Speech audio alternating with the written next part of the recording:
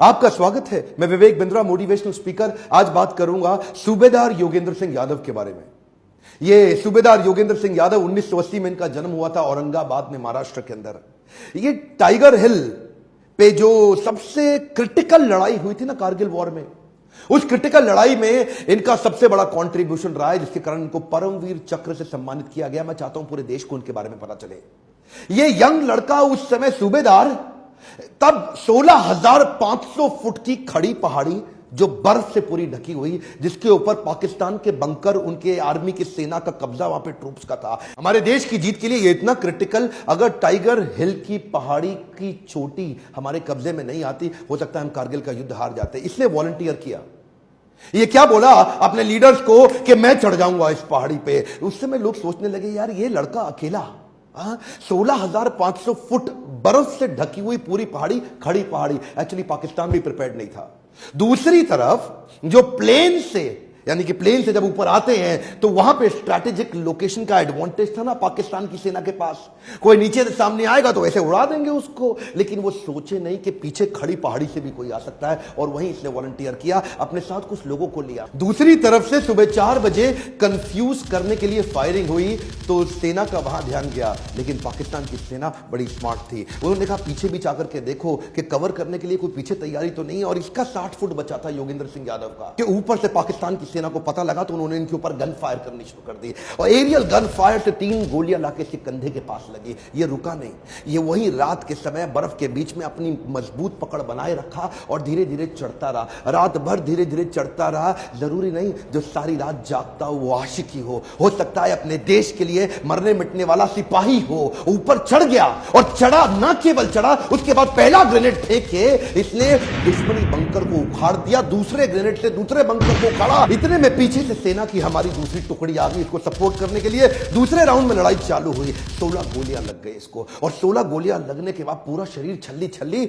और ये वहां पे क्या बोला, कहता है दुश्मन को मारने से पहले अगर मुझको मौत आ गई तो पहले मौत को मौत के घाट उतार दूंगा। असली सिपाही देखिए वो नहीं होता है जो इसलिए लड़ता है कि सामने वाले से उसको नफरत है, वो इसलिए लड़ता है कि पीछे वाले से उसको प्यार है। परमवीर चक्र से सम्मानित योगेंद्र सिंह यादव के ऊपर ऋतिक रोशन ने एक मूवी बनाई थी अमिताभ बच्चन के साथ, लक्ष्य। और वो लक्ष्य मूवी में ऋतिक रोशन ने उन्हीं का रोल तो निभाया था। दूसरी कहानी मैं बताना चाहता हूं इयान कार्डोजो के विषय में। 71 में जब पाकिस्तान के खिलाफ जंग छिड़ी थी, उस समय ये गोरखा रेजिमेंट में मेजर हुआ करते थे।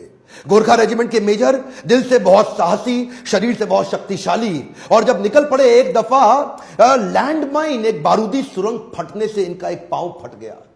और पांव जब फटा तो उस समय इमरजेंसी में कोई मेडिकल सुविधा थी नहीं वहां पे, और मेडिकल सुविधा ना होने पे लोगों ने पूछा अब क्या करें क्या करें क्या। इन्होंने अपनी खुकरी उठाई, वो जो गोरखा रेजिमेंट की गोरखाओं की खुकरी होती है, उसे उठा करके अपना पांव अपने हाथ से खुद ही काट डाला। जो जूनियर डॉक्टर थे वो पांव नहीं काट पा रहे थे, ऑपरेट नहीं कर पा रहे थे, इन्होंने खुद काट डाला। जनरल मानिक शॉ क्या कहते हैं, कहते हैं अगर तुझे मौत से डर नहीं लगता ना, तो या तो तू झूठ बोल रहा है या तू गोरखा है। गोरखाओं के बारे में आज देश जानता है कि वो उनमें कितना करेज, कितना साहस। इनका पांव फट गया, बहरहाल बाद में इनको मेडिकल ट्रीटमेंट पे लकड़ी का पांव लगाया गया। तभी आर्मी के सीनियर ऑफिसर्स ने बोला अब आपको प्रमोट नहीं किया जा सकता, क्योंकि अब आप विकलांग हो चुके हैं, अब आप डिसेबल्ड हैं, अब आपका एक पांव नहीं है। लेकिन इयान कार्डोजो कहां रुकने वाले थे, वो किसकी सुनने वाले थे।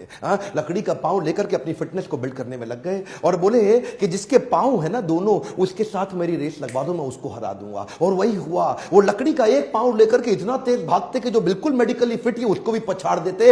एक दिन अपना चेकअप कराने के लिए 6,000 फीट की पहाड़ी पर चढ़ के हेलीपोर्ट पे सीधा जाके पहुंच गए। बाद में उनकी परीक्षा सेना प्रमुख टीएन रैना ने खुद ली। उनको क्या बोला, लद्दाख की बर्फीली पहाड़ों पे मुझे चढ़ के दिखाओ। और लद्दाख की बर्फीली पहाड़ों पे जब उन्होंने चढ़ के दिखाया तो ये एकमात्र ऐसे सैनिक जो देश के अंदर डिसेबल्ड होने के बावजूद मेजर जनरल की रैंक तक पहुंचे। साहस उसे नहीं कहते कि आदमी चलता रहे, साहस तो उसे कहते हैं कि अब चल नहीं सकता लेकिन फिर भी चलता रहे। ये शरीर की ताकत से नहीं होता, ये आत्मीय बल से होता है, जिसको जिसको हम बोलते हैं बिलीफ सिस्टम। आपको याद है ना विक्रम बत्रा के विषय में, वीडियो लंबा ना हो जाए तो अगले वीडियो में विक्रम बत्रा के विषय में जरूर बताऊंगा। कैप्टन विक्रम बत्रा क्या बोलते हैं, वापस लौट के जरूर आऊंगा अपने पिता को बोले, या तिरंगा लहरा के आऊंगा या तिरंगे में लिपट के आऊंगा, लेकिन वापस जरूर आऊंगा। एक्चुअली जो दुनिया भर के देश है ना, वो अपने आर्मी का बहुत सम्मान करते हैं। हमारे देश की आर्मी जितना सम्मान डिजर्व करती है हम भूल गए हैं उनको।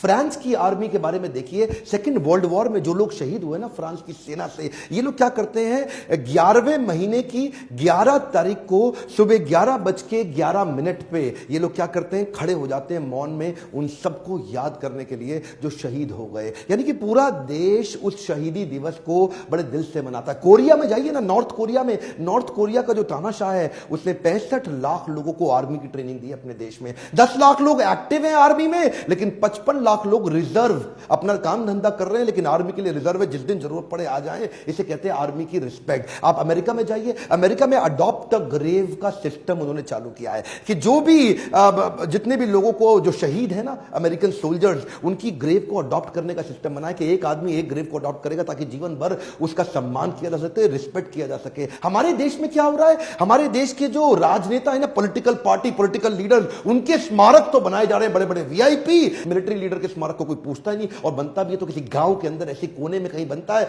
जहां पे जाके पशु पक्षी वहां पे मल मूत्र त्यागते, कोई इस पर ध्यान नहीं देता। मैं ये पूछना चाहता हूं, आपके बच्चे देश के पॉलिटिकल लीडर से ज्यादा सीख सकते हैं या मिलिट्री लीडर्स से? अगर आपको लगता है कि मिलिट्री लीडर्स का सम्मान होना चाहिए तो उनके स्मारकों को बड़ा करने के लिए आवाज उठानी चाहिए। इस वीडियो को फैला दीजिए देश में ताकि मिलिट्री लीडर्स के प्रति और सम्मान और रिस्पेक्ट बढ़ सके। अगर आप किसी आदमी को जानते हैं जो देश की सेना में काम करता है, उस तक ये वीडियो पहुंचाइए, उसका भी सेल्फ एस्टीम बढ़े। जब जब एक मिलिट्री लीडर को देखो, खड़े होकर के उत्साह से ताली बजाओ। जब भी आप किसी मिलिट्री के आदमी को देखो, मुस्कुरा के उसका स्वागत करो और उसके लिए ताली बजाओ, उत्साह बढ़ेगा उनका।